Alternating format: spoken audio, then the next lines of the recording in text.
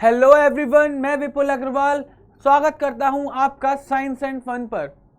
तो बच्चों, हमने अपने लास्ट इकोनॉमिक्स के लेक्चर में स्टार्ट करा था डिमांड। हमने डिमांड की डेफिनेशन पढ़ी थी, हमने डिमांड के डिटर्मिनेंट्स पढ़े थे, डिमांड फंक्शन पढ़ा था, मार्केट डिमांड क्या होता है, इंडिविजुअल डिमांड क्या होता है, हमने डिमांड कर्व पढ़ा था, डिमांड स्केड्यूल पढ़ा था और एक बहुत ही ज़्यादा एंड में इंपॉर्टेंट टॉपिक पढ़ा था, change in demand and change in quantity demanded. तो बच्चों, आज हम लोग उसी चीज़ को कंटिन्यू करेंगे आज के लेक्चर में। यानी कि आज के लेक्चर में हम इस चैप्टर का एक बहुत ही ज़्यादा इंपॉर्टेंट टॉपिक समझेंगे, वो है हमारा लॉ ऑफ डिमांड, जो कि इस चैप्टर की आप बोल सकते हो जान है। और टीचर्स को ये टॉपिक बहुत ज़्यादा पसंद आता है, काफ़ी एग्जाम में देते हैं। ठीक है, तो चलिए फिर आज हम इस लेक्चर को स्टार्ट करते हैं।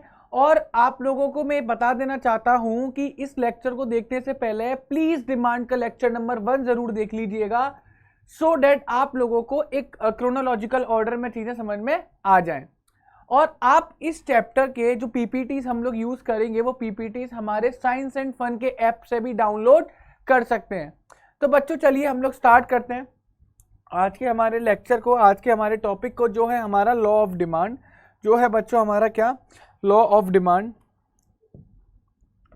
क्या होता है सर लॉ ऑफ डिमांड? बच्चों मेरे को एक बात बताओ, जब हम लोगों ने डिमांड स्केड्यूल पढ़ा था तो उसके अंदर हम लोगों ने देखा था कि जिस तरीके से प्राइसेस बढ़ रहे थे, तो जैसे जैसे प्राइसेस इंक्रीज हो रहे थे वैसे वैसे डिमांड डिक्रीज हो रही थी। प्राइसेस इंक्रीज हो रहे थे, क्वांटिटी डिमांड डिक्रीज हो रही थी। प्राइस 1 रुपए से 2 हुआ था तो क्वांटिटी डिमांडेड 5 रुपए से 4 रुपए हो गई थी। क्लियर है स्टूडेंट्स? तो बस उसी चीज को बोलते हैं बच्चों लॉ ऑफ डिमांड। तो लॉ ऑफ डिमांड क्या बताता है? लॉ ऑफ डिमांड क्या बताता है? तो law of demand states that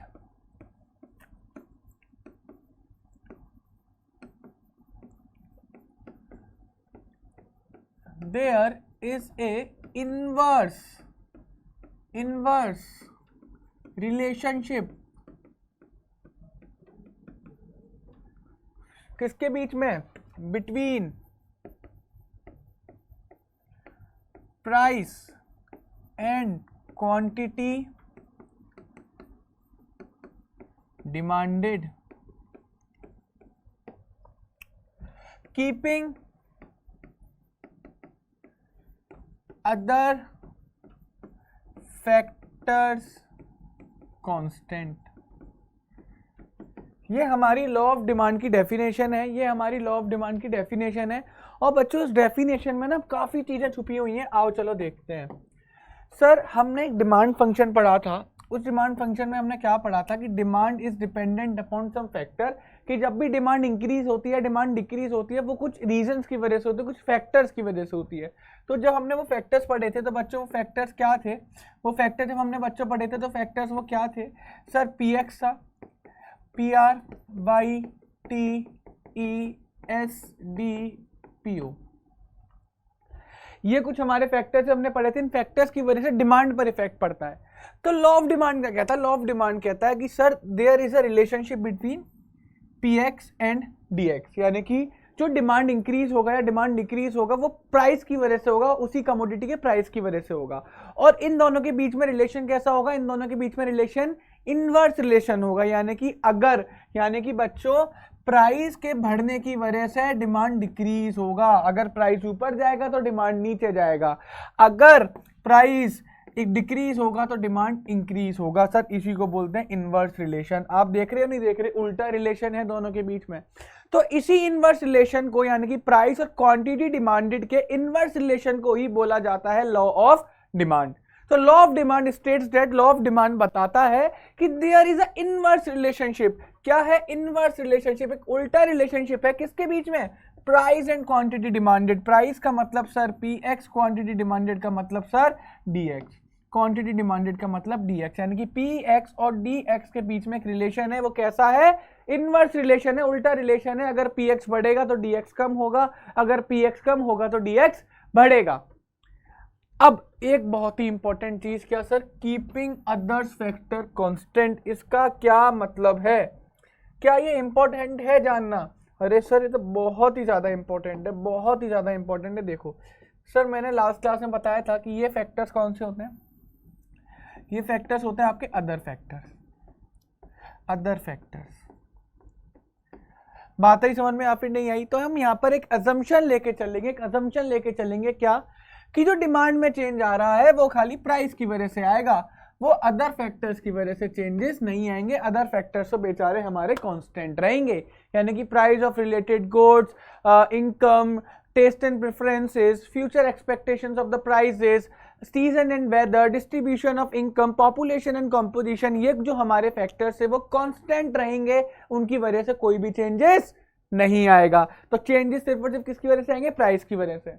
तो आपको अगर इस डेफिनेशन में देखें तो बच्चों बिल्कुल एज इट इज ये याद कर लेना, बच्चे गलती कर आते हैं, बच्चे बस इतना लिखाते हैं कि there is a inverse relationship between price and quantity demanded, ये लिख के ही नहीं आते सर, ये लिख के ही नहीं आते, जिसकी वजह से बच्चों की डेफिनेशन गलत हो जाती है। फिर वो कहते हैं हम तो ठीक लिख कर आए थे, क्या था? तो ये छोटी छोटी बातें ना इकोनॉमिक्स के अंदर जान फूकती हैं। ये जान है, ये लाइन इस डेफिनेशन की जान है, ये लाइन के बिना डेफिनेशन अधूरी है, और इस चक्कर में बच्चों को मार्क्स भी नहीं मिलते। तो बच्चों डेफिनेशन पूरी इसी तरीके से याद रखिएगा। क्लियर है? अगर हम इसके एग्जाम्पल की बात करें तो हमने लास्ट क्लास में भी एग्जाम्पल डिस्कस करा था, मैं यहाँ पर भी एग्जाम्पल डिस्कस कर देता हूँ कि बच्चों जैसे जैसे हमारा प्राइस जो था ना, हमारा प्राइस जो था वो इंक्रीज कर रहा था, तो 1 रुपये पे हम लोग 5 कमोडिटी कंज्यूम कर रहे थे, 2 रुपये पे 4, 3 रुपये पे 3, 4 रुपये पे 2 और 5 रुपये पे 1। तो इसके अंदर हम लोग क्या नोटिस कर रहे हैं स्टूडेंट्स कि देखो हमारा प्राइस क्या हो रहा है? इंक्रीज हो रहा है। हमारा प्राइस क्या हो रहा है बच्चों? इंक्रीज हो रहा है। अगर यहाँ पर देख रहे हो ना, अगर यहाँ पर आप देख रहे होंगे तो हमारा प्राइस क्या हो रहा है बच्चों? इंक्रीज हो रहा है। हमारा प्राइस इंक्रीज हो रहा है। तो प्राइस इंक्रीज होने की वजह से डिमांड क्या कर रहा है? डिक्रीज कर रहा है। डिमांड क्या कर रहा है स्टूडेंट्स? डिक्रीज कर रहा है। बात आगे समझ में या फिर नहीं आई? तो प्राइस इंक्रीज होने की वजह से डिमांड क्या कर रहा है? डिक्रीज हो रहा है। अगर इसका हम उल्टा पढ़ें तो प्राइस डिक्रीज होने की वजह से डिमांड इंक्रीज कर रहा है। तो there is a inverse relationship between price बढ़ेगा डिमांड कम होगा, प्राइस कम होगा डिमांड बढ़ेगा। आओ इसको आगे देखते हैं। सर इस लॉ ऑफ डिमांड के इंपॉर्टेंट फैक्ट्स क्या है? What are the important points in the law of demand जो कि हमें देखने हैं। सर पहला इनवर्स रिलेशनशिप, इसी के ऊपर तो लॉ ऑफ डिमांड बसा हुआ है। अगर इनवर्स रिलेशनशिप ना होता तो लॉ की काम ही नहीं था। तो लॉ ऑफ डिमांड क्या बताता है कि inverse relationship between price and the quantity demanded, PX and DX. दोबारा से मेरी बात को सुन लो, बिल्कुल ये सही लिख कर आना है। Inverse relationship between price and the quantity demanded, price and the quantity demanded. Clear है? Second sir, it is a qualitative not quantitative statement. Law of demand ने क्या बोला? लॉ ऑफ डिमांड एक स्टेटमेंट है, बोलता है there is a inverse relationship between price and the quantity demanded. वो किसी डिमांड की क्वांटिटी की बात नहीं कर रहा, वो प्राइस के नंबर की बात नहीं कर रहा, वो क्वांटिटी डिमांडेड की बात नहीं कर रहा। मतलब वो ये बात कह रहा है कि जितनी क्वांटिटी हम लोग डिमांड करेंगे वो उसकी एग्जैक्ट कोई क्वांटिटी बता नहीं रहा है कि ये 5 क्वांटिटी कम होंगी या 10 क्वांटिटी कम होंगी या 15 क्वांटिटी कम होंगी। वो तो एक क्वालिटेटिव स्टेटमेंट दे रहा है। क्वालिटेटिव मतलब वो लॉ ऑफ डिमांड की क्वालिटी बता रहा है, वो डायरेक्शन बता रहा है, वो फ्लो बता रहा है कि अगर प्राइस ऊपर जाएगा तो क्वांटिटी डिमांडेड नीचे जाएगी, अगर प्राइस नीचे जाएगा तो क्वांटिटी डिमांडेड ऊपर जाएगी। वो किसी नंबर की बात ही नहीं कर रहा। हमने तो नंबर से बस एग्जाम्पल को समझा था, बट एक्चुअल डेफिनेशन में क्या कोई नंबर इंक्लूडेड है? नहीं है। एक्चुअल डेफिनेशन में तो हमें क्वालिटी बताई जा रही है उस लॉ की कि किस तरीके से प्राइस बढ़ रहा है तो क्वांटिटी कम हो रही है, प्राइस कम हो रहा है तो क्वांटिटी बढ़ रही है।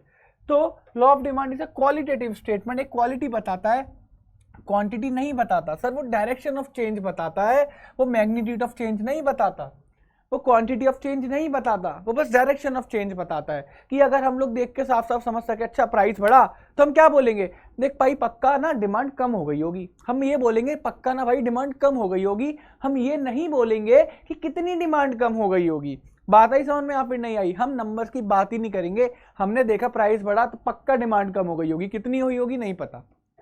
तो वो बस चेंज बताता है, डायरेक्शन बताता है। क्लियर है?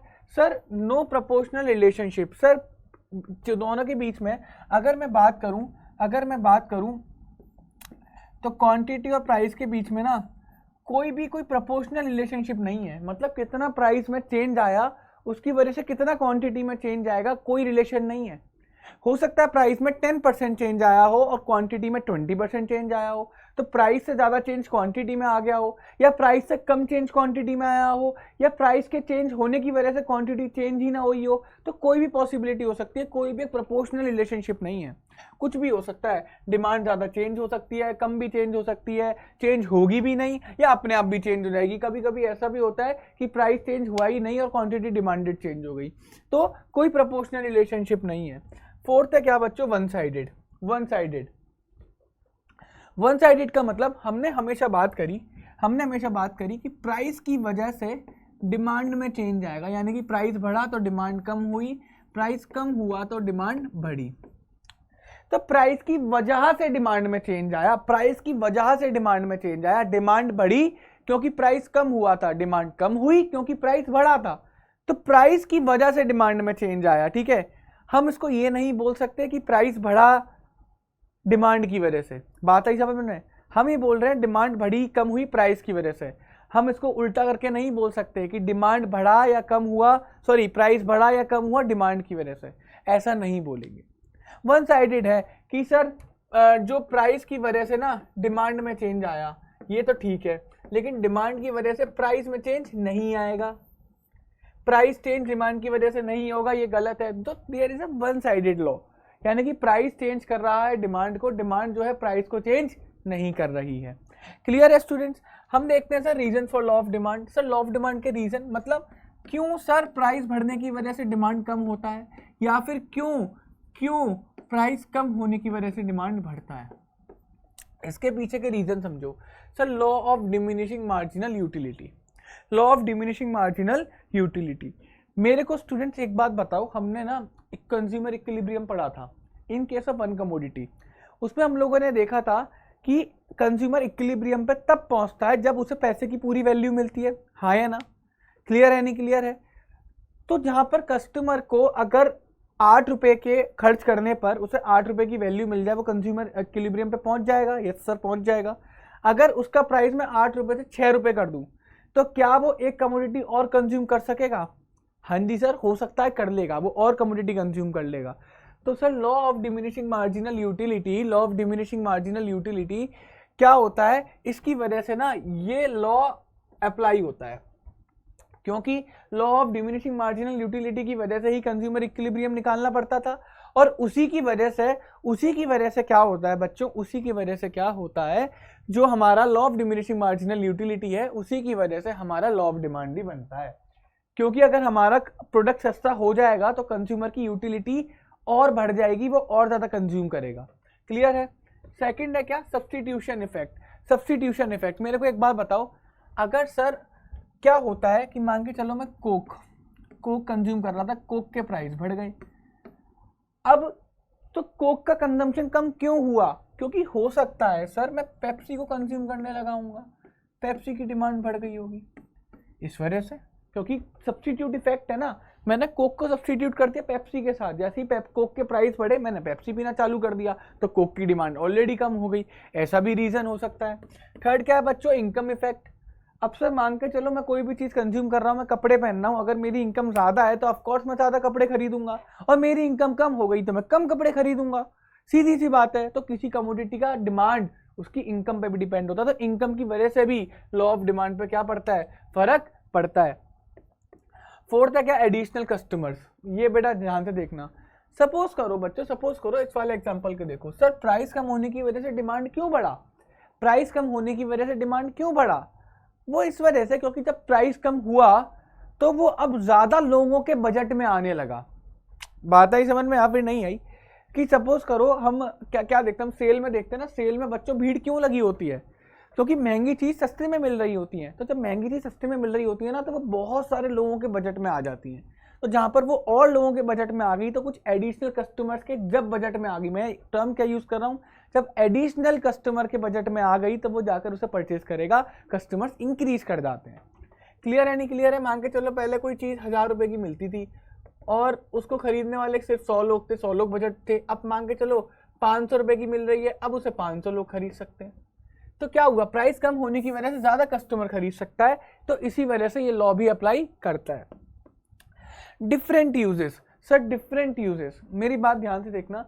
Some commodities have several uses. When price of such commodity increase, its uses get restricted to the most important purposes and demand for less important uses get reduced. Sir अगर milk जो है एक ऐसा good है जो कि बहुत सारे यूज़ करता है, मतलब बहुत सारी सेवरल यूजेस होते हैं उसके। मिल्क जो है आप डायरेक्ट भी कंज्यूम कर सकते हो, कर्ड बना सकते हो, क्रीम बना सकते हो, दही बता दिया, कर्ड दही एक ही बात है, पनीर बना सकते हो, चीज़ बना सकते हो। तो सर अगर मिल्क का प्राइस बढ़ गया तो आप क्या देखेंगे कि हम उसके सेवरल यूजेस में जो सबसे इंपॉर्टेंट यूजेस होते हैं, यानी कि अपने दूध के लिए, दही के लिए, क्रीम के लिए, इन्हीं चीज़ों के लिए यूज़ करेंगे। जो बाकी की फालतू चीज़ें होती है ना उनके लिए मिल्क यूज़ नहीं करेंगे। बात आई तो जहाँ पर ऐसी कमोडिटी का प्राइस इंक्रीज हुआ तो उसका जो यूजेस होता है ना वो लिमिटेड हो जाते हैं, इस वजह से उसकी डिमांड भी क्या हो जाती है, कम हो जाती है। तो इसकी वजह से ये लॉ देखो यहाँ पर अप्लाई हो रहा है। सर इसके एक्सेप्शन क्या होते हैं? एक्सेप्शन मतलब कि प्राइस बढ़ेगा तो डिमांड भी बढ़ना चाहिए और प्राइस कम होगा तो डिमांड भी कम होना चाहिए, ये होता है बच्चों एक्सेप्शन। ये लॉ का उल्टा हो गया ना, तो ये एक्सेप्शन हो गया। एक्सेप्शन मतलब पहला क्या होता है, gift in goods. Gift in goods मतलब एक तरीके से ना बहुत आसानी से समझ लो, एक लो क्वालिटी गुड होता है, वो कस्टमर टू कस्टमर डिपेंड करता है कि एक जो मेरे लिए गिफ्ट इन गुड हो सकता है बच्चों, सपोज करो किसी के लिए वो लग्जरी गुड्स भी हो सकता है और किसी के लिए तो वो देखना भी नहीं चाहेगा। बात आई समझ में नहीं आई? तो मेरे लिए जो गुड होगा वो किसी और के लिए कोई और गुड होगा और किसी और के लिए कोई और गुड होगा। बात आई समझ में? यहाँ पर नहीं आई? तो गिफ्ट इन गुड का ना ऐसा कोई ऐसा एग्जाम्पल नहीं है, हम उसे ट्रीट करते हैं ऐसा किसकी तरह, चीप गुड की तरह। बट एक्चुअल में गिफ्ट इन गुड को माना जाता है कि वो गुड जो जिसपे कि हम लोग अपनी लार्ज इनकम को स्पेंड करते हैं। अगर इस चीज़ समझ को देखेंगे, जो हम अपनी इनकम के अकॉर्डिंग अपनी स्टेटस को मेंटेन करने के लिए जो गुड्स बनाते हैं ना, उन्हें गिफ्ट इन गुड्स बोलते हैं। अगर बच्चों हमारी इनकम बढ़ती है तो क्या हम उन गिफ्ट इन गुड्स को कंज्यूम करना चाहेंगे? नहीं। हमारे मन में एक हमेशा ख्याल आता है कि यार अगर मैं ज़्यादा पैसे कमाने लगूँ, मैं अमीर बन जाऊँ, तो मैं ऐसी चीज़ों को तो बिल्कुल भी यूज़ ना करूँ। तो बस वही गुड्स होते हैं गिफ्ट इन गुड्स। तो गिफ्ट इन गुड्स के साथ लॉ कैसे काम करता है? अब मैंने क्या बोला, अगर मेरी इनकम बढ़ गई तो मैं ऐसे गुड्स को तो बिल्कुल भी कंज्यूम ना करूं। बात आई समझ में? तो जैसी इनकम बढ़ेगी तो गिफ्ट इन गुड्स का क्या होता है, गिफ्ट इन गुड्स का क्या होगा, कंजम्पशन कम हो जाएगा। बात आई समझ में? तो लॉ ऑफ डिमांड में चेंजेस आए नहीं है? लॉ ऑफ डिमांड में चेंजेस आए नहीं है। तो there is a special kind of inferior goods on which a consumer spent a large part of his income. Their demanded rises with an increase in price and demand fall with a decrease in price. यहाँ पर यही हुआ कि जैसे मान के चलो अगर इंफीरियर गुड्स की डिमांड बढ़ जाती है तो वो it will no longer be the inferior goods ना, तो अगर उनकी प्राइस बढ़ गई तो वो इंफीरियर गुड्स की तरह काउंट ही नहीं होंगे। बात ही समझ में नहीं आई? मतलब मान के चलो अगर सपोज करो मैं इस बोतल के साथ पानी पी रहा हूँ, ठीक है, अभी मैं इसको इंफीरियर गुड मान रहा हूँ, ये बोतल मेरी इंफीरियर गुड है। अगर इसका प्राइस बढ़ जाएगा तो क्या मैं इस बोतल को कंज्यूम कर पाऊंगा? नहीं कर पाऊंगा। बात ही समझ में या फिर नहीं है? तो मेरे लिए दूसरा गुड इंफीरियर गुड हो जाएगा। सपोज करो हुई ना, बात नहीं हुई? तो जहां पर बच्चों क्या हुआ, जिस जगह पर बच्चों क्या हुआ कि जब इंफीरियर गुड का प्राइस बढ़ता है ना तो वो इंफीरियर गुड बचता नहीं है, वो हाई क्वालिटी गुड बन जाता है। अब उसे लोगों की साइकोलॉजी ऐसी हो जाती है कि अब उसे ना अच्छा गुड समझने लगते हैं वो लोग और उसको जाके कंज्यूम कर लेते हैं। तो इंफीरियर गुड्स के साथ चलता अलग केस है कि अगर क्या बोलते हैं इंफीरियर गुड्स के प्राइस बढ़ गए तो वो इंफीरियर गुड्स कंसिडर नहीं होगा, वो नॉर्मल गुड कंसिडर होगा और उसकी डिमांड बढ़ जाएगी। बात आई समझ में? सेकंड क्या है, स्टेटस सिंबल गुड्स और goods of ostentation. Sir status symbol good यानी कि महंगे गुड्स होते हैं जो कि एक लोग का स्टेटस बताते हैं। लोग का शौक होता है कि अपना स्टेटस दिखाने के लिए महंगे गुड्स को क्या करते हैं, कंज्यूम करते हैं, महंगे गुड्स को पहनते हैं, महंगे कपड़े पहनते हैं, महंगी ज्वेलरी पहनते हैं, ठीक है। तो ऐसे गुड्स होते हैं सर क्या बोलते हैं, स्टेटस सिंबल गुड। और ऐसे गुड पे कस्टमर ज़्यादा खर्चा करना चाहता है, यानी कि जो रिच कस्टमर्स होते हैं ना, जो अपनी स्टेटस के लिए, अपनी पावर के लिए और ज़्यादा पैसे देने को तैयार रहते हैं, ठीक है। तो इन गुड्स का डिमांड क्या होता है कि जितने ज़्यादा महंगे होंगे इनका डिमांड उतना ज़्यादा बढ़ेगा। गोल्ड के साथ भी तो ये होता है, गोल्ड जितना ज़्यादा महंगा होता है ना, लोग उतना ज़्यादा उसे खरीदते हैं क्योंकि वो उन्हें अमीरी दिखानी होती है, ठीक है। तो ये होता है बच्चों क्या, स्टेटस सिंबल गुड। इनका प्राइस जितना ज़्यादा हाई होगा इनका डिमांड उतना ज़्यादा बढ़ेगा। और गोल्ड का डिमांड, अगर कल को गोल्ड का प्राइस बहुत कम हो गया ना, गोल्ड का कोई डिमांड नहीं बचेगा। क्लियर है? थर्ड क्या है, फियर ऑफ शॉर्टेज। इस केस में भी क्या होता है बच्चों, इस केस में भी हमारा ये जो लॉ ऑफ डिमांड उल्टा चलता है। मान के चलो मेरे को ये एक डर आ गया कि फ्यूचर में किसी कमोडिटी का प्राइस क्या हो जाए, कोई कमोडिटी शॉर्ट हो जाएगी। जैसे आज हम लोग क्या करते हैं, हम चीनी का एग्जाम्पल ले लेते हैं, शुगर का एग्जाम्पल ले लेते हैं। कहीं से उड़ती उड़ती खबर आ गई मेरे पास कि 1 महीने बाद जो है शुगर खत्म हो जाएगी।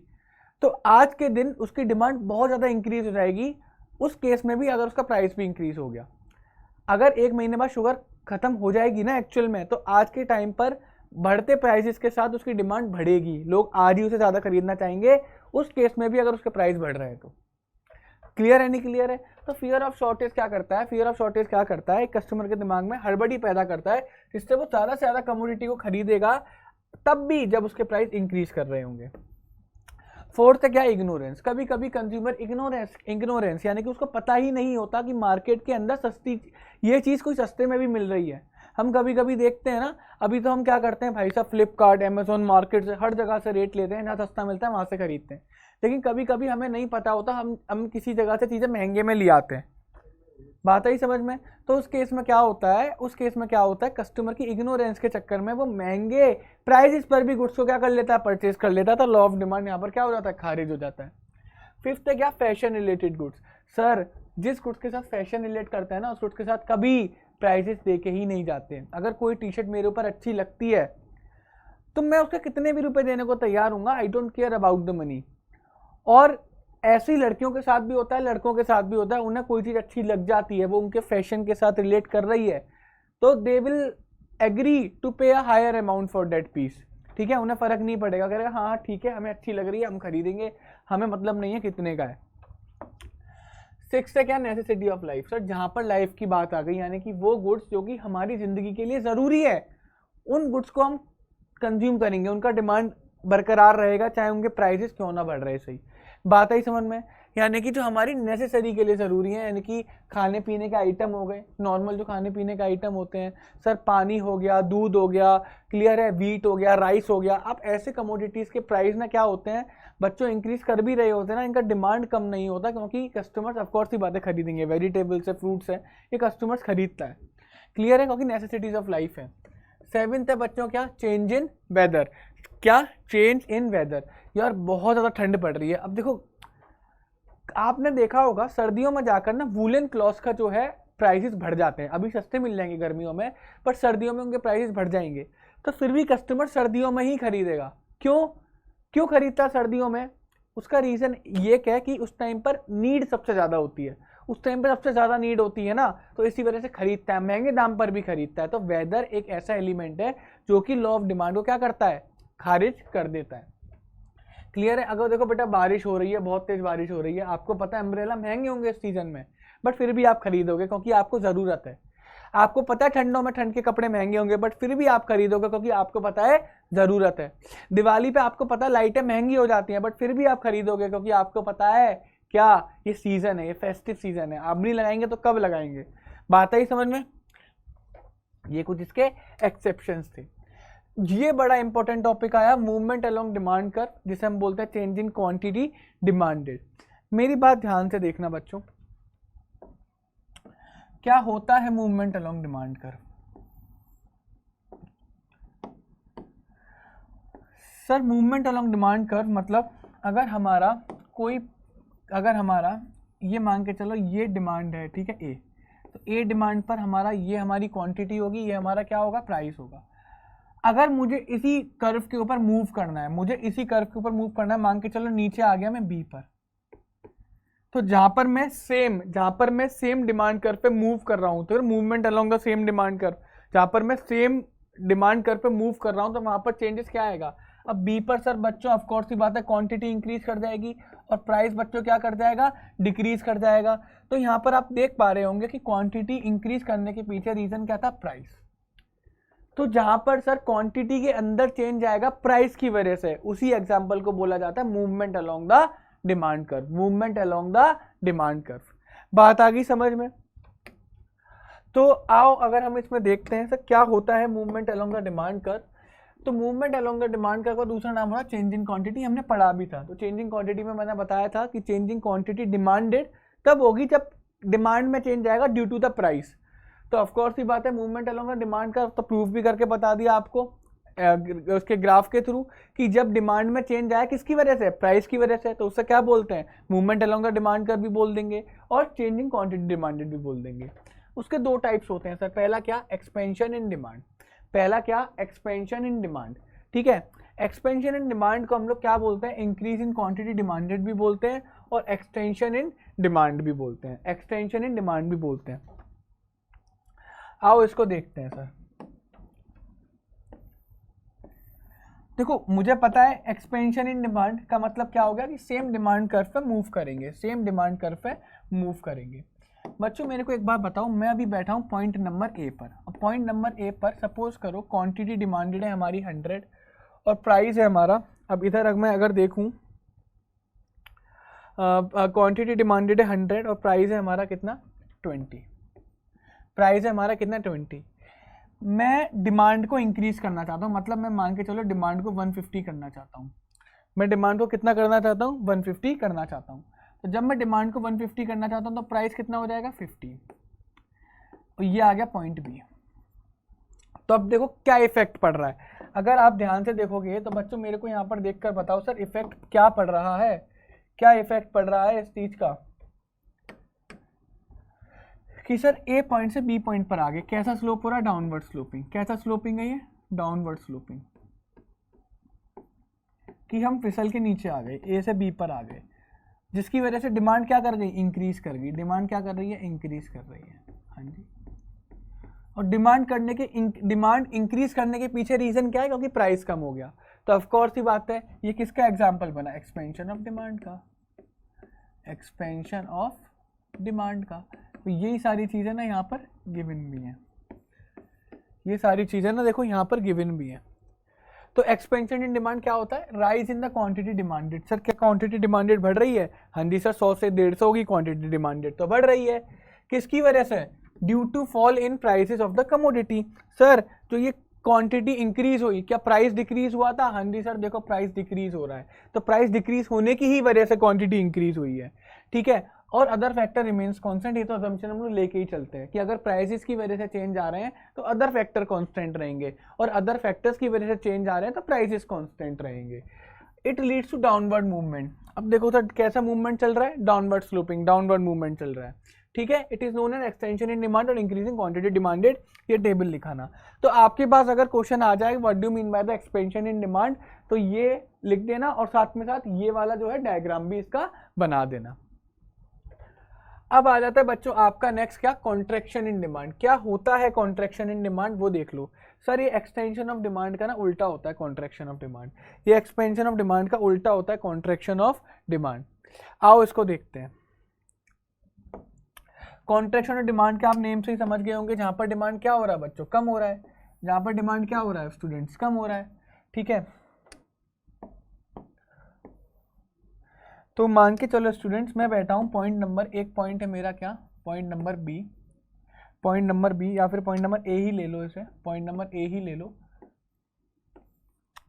इस पॉइंट नंबर ए पे मेरी क्वांटिटी कितनी है, 100 है, ये क्वांटिटी है 100 है, और इस पे मेरा प्राइस कितना है 20 है, ये प्राइस है मेरा, इसमें मेरा प्राइस कितना है सर 20 है। अगर मान के चलो मुझे अपनी क्वांटिटी 70 करनी है, तो जिसकी वजह से क्या होगा, 70 करने के लिए मेरा प्राइस इंक्रीज हो जाएगा, मान के चलो 25, मेरा प्राइस इंक्रीज हो जाएगा, कितना हो जाएगा प्राइस मेरा 25। तो अब यहाँ पर भी बच्चों देख रहे होंगे, तब ए पॉइंट से बी पॉइंट पर गया, तो ए पॉइंट पे बी पॉइंट पर पहुंचा कैसे सर, अपवर्ड मूवमेंट। कैसा मूवमेंट हो रहा है यहाँ पे, अपवर्ड मूवमेंट। तो जहां पर डिमांड कम हुई, जहां पर डिमांड कम हुई किसकी वजह से, प्राइस की वजह से। सर डिमांड डिक्रीज हो रही है किसकी वजह से, प्राइस इंक्रीज होने की वजह से। तो इससे मैं बोलूंगा क्या, कॉन्ट्रैक्शन इन डिमांड। क्या बोलूंगा ऐसे में, कॉन्ट्रैक्शन ऑफ डिमांड। और दूसरा नाम क्या होता है इसका, decrease in quantity demanded, decrease in quantity demanded. Clear है बच्चों, कोई प्रॉब्लम इसमें, तो आए तो लिखा ना। अगर हमें पढ़ेंगे कॉन्ट्रैक्शन इन डिमांड क्या होता है, जहाँ पे फॉल इन क्वांटिटी डिमांडेड, जो क्वांटिटी डिमांडेड कम हो जाती है किसकी वजह से, क्योंकि प्राइसेस क्या हो जाते हैं, इंक्रीज हो जाते हैं, और अदर फैक्टर रिमेन्स कांस्टेंट, ये असम्पशन रहती है। It leads to the upward movement. आप देख रहे थे ना ग्राफ में, ऊपर की साइड हम लोग जा रहे थे, इसको दूसरा बोलते हैं डिक्रीज इन क्वांटिटी डिमांडेड, पढ़ाया था अभी, और ये इसका टेबल बना देना। तो बस आपको पेपर में बहुत टीचर को पसंद आता है काफ़ी, टीचर पूछ लेगा what do mean bye movement along the demand curve, तो आपको दोनों चीज़ें लिखनी है। पूछ लेगा एक्सपेंशन इन डिमांड कर्व क्या होता है, या फिर पूछ सकता है कॉन्ट्रैक्शन इन डिमांड क्या होता है, तो आप ये सारी चीज़ें लिखाना। अब इसका दूसरा क्या होता है sir, shift in demand curve. Shift in demand curve इसको बोलते हैं हम लोग चेंज इन डिमांड। मैंने आपको पढ़ाया था पिछले लेक्चर में, चेंज इन डिमांड का क्या मतलब होता है, कमेंट बॉक्स में भी लिखना आप लोग चेंज इन डिमांड का मतलब होता है जहां पर डिमांड बढ़े या कम हो due to the other factors, price की वजह से नहीं, अदर फैक्टर्स की वजह से। तो जब चेंजेस अदर फैक्टर्स की वजह से होंगे तो प्राइस कांस्टेंट रहेगा। जब चेंज प्राइस की वजह से होते हैं तो अदर फैक्टर कांस्टेंट रहते हैं, और जब अदर फैक्टर्स की वजह से चेंज होंगे तो प्राइस क्या रहेगा, कांस्टेंट रहेगा। तो when the demand of a commodity changes due to any factor other than the own price of the commodity is known as change in demand. तो चेंज इन डिमांड कब होगी, जब अदर फैक्टर्स की वजह से change आएंगे, price की वजह से चेंज नहीं आएंगे। तो उस केस में क्या होता है बच्चों, शिफ्टिंग होती है। उस केस में क्या होता है, डिमांड कर्व शिफ्ट हो जाता है। आओ इसके एग्जांपल भी देख लेते हैं, यानी कि बस आपको ना चेंज इन डिमांड में एक चीज याद रखनी है, कि आपका डिमांड कर्व जो है वो शिफ्ट होगा है और प्राइस चेंज नहीं होगा। मैंने क्या बोला, क्वांटिटी तो बढ़ेगी या कम होगी बट प्राइस चेंज नहीं होगा। ठीक है, आओ देखते हैं। मान के चलो बच्चों ये मेरा क्या है, डिमांड कर्व है। ये मेरा क्या है बच्चों, डिमांड कर्व है। एक मिनट रुको, मैं दोबारा से बनाता हूँ, आगे मैं दोबारा से बनाता हूँ। देखो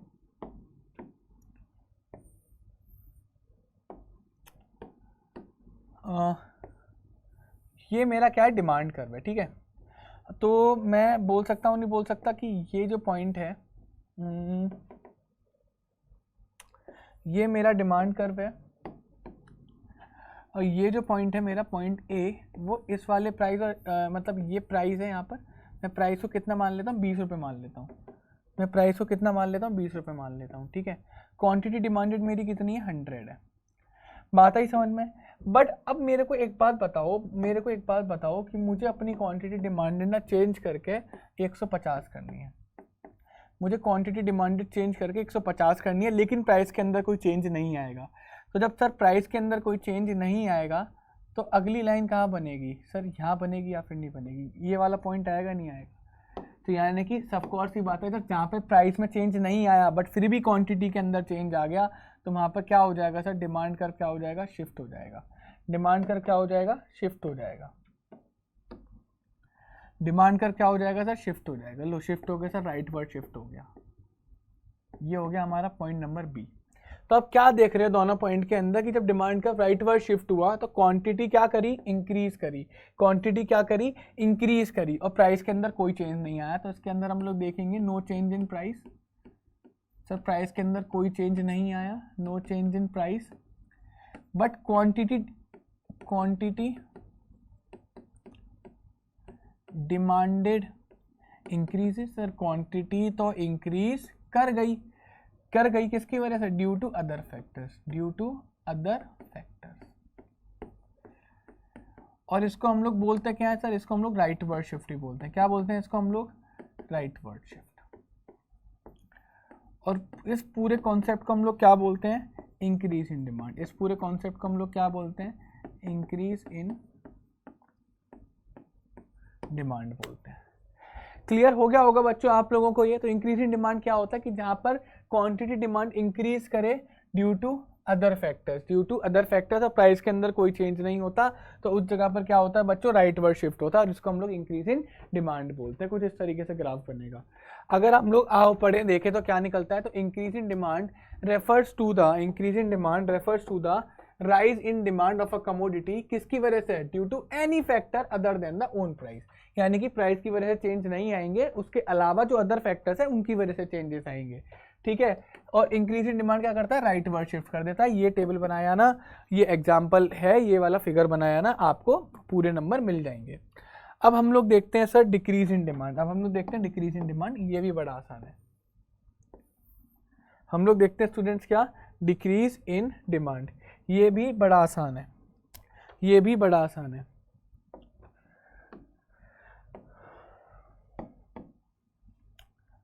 मान के चलो ये हमारा एक डिमांड कर्व है। ठीक है, ये हमारा एक डिमांड कर्व है जिसके अंदर हमारा एक पॉइंट है, क्या point number A, point A है। अब इस पॉइंट पे बच्चों क्या देख रहे हो कि जो मेरा प्राइस है वो 20 है, लेकिन जो मेरा क्वांटिटी डिमांडेड है वो 150 है। अब मुझे अपना क्वांटिटी डिमांडेड क्या करना है बच्चों, कम करके मुझे अपना क्वांटिटी डिमांडेड क्या करना है, 100 करना है। तो मैं कम करके क्वांटिटी डिमांडेड 100 करा। क्लियर बात है या नहीं है। तो जब क्वांटिटी डिमांडेड मैंने 100 करा लेकिन प्राइस के अंदर कोई चेंज नहीं आएगा, तो क्या इसी पॉइंट पर एक और डिमांड कर्व बनेगा नहीं बनेगा? इस बी पॉइंट पर एक और डिमांड कर्व बनेगा नहीं बनेगा? हाँ जी सर बिल्कुल बनेगा। तो आओ बना दो, यानी कि डिमांड कर्व क्या हो गया यहाँ पर, लेफ्ट वर्ड शिफ्ट हो गया। क्या हो गया यहाँ पर, लेफ्ट वर्ड शिफ्ट हो गया। अब इसी सिचुएशन को क्या बोला जाता है सर, डिक्रीज इन डिमांड। तो यहाँ पर डिक्रीज इन डिमांड। क्या सर प्राइस में कोई चेंजेस आया? नहीं sir, no change in price, no change in price. Sir demand decreases, demand कम हुई, demand decreases because of other factors, other factors की वजह से। किसकी वजह से सर? अदर फैक्टर्स की वजह से डिमांड क्या हुई, डिक्रीज हुई। और डिमांड डिक्रीज अदर फैक्टर्स की वजह से हुई, तो उसकी वजह से क्या हुआ सर, लेफ्ट वर्ड शिफ्ट। क्या हुआ सर, लेफ्ट वर्ड शिफ्ट। तो बड़ा आसान सा कॉन्सेप्ट है। तो अभी अगर हम इसको सम अप करें तो देखो दो होते हैं क्या, एक movement along the demand curve और चेंज इन डिमांड। तो जब movement along the demand curve की बात करें तो बच्चों समझ जाना कि चेंज क्वांटिटी डिमांडेड में चेंज आ रहा है प्राइस की वजह से।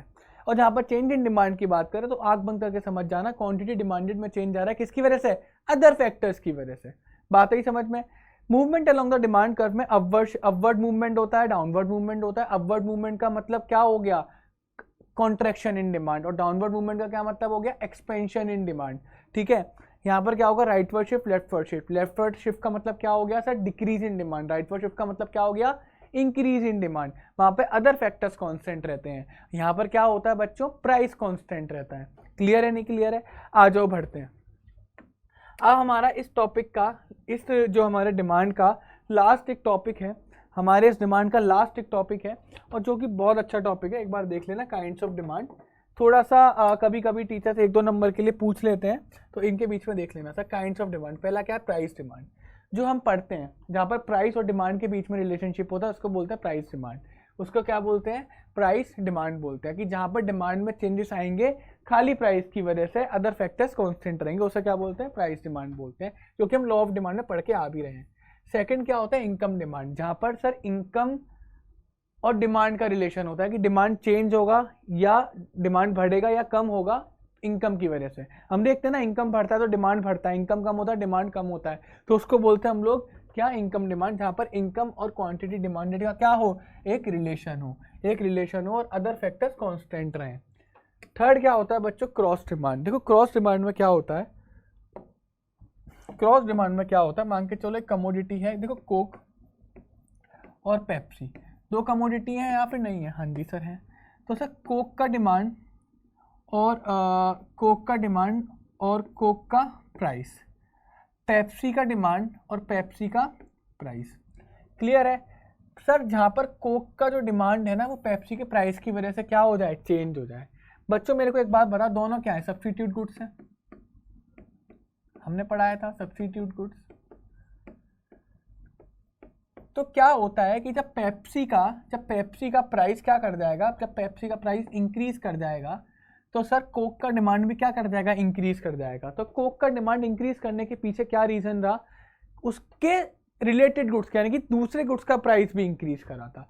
तो किसी और गुड के प्राइस की वजह से कमोडिटी के अंदर जब चेंजेस आ जाए, जिस कमोडिटी की डिमांड के बारे में हम लोग बात कर रहे हैं, उस कमोडिटी की डिमांड में चेंजेस आ रहा है किसी और गुड की प्राइस की वजह से, उसको हम लोग बोलते हैं क्या बच्चों, क्रॉस डिमांड। तो फिर होता है क्या हमारा, जॉइंट डिमांड।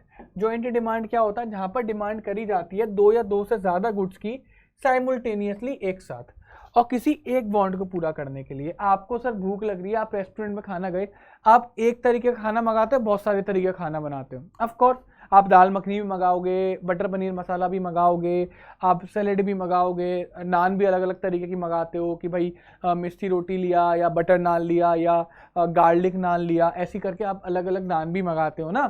बात है ही समझ में? तो जहाँ पर आप लोग एक बॉन्ड को सेटिस्फाई करने के लिए दो या दो से ज्यादा गुड्स की डिमांड एक साथ करते हो, वहां पर एक साथ ही तो मंगाते हो, उसको बोलते हैं क्या, जॉइंट डिमांड।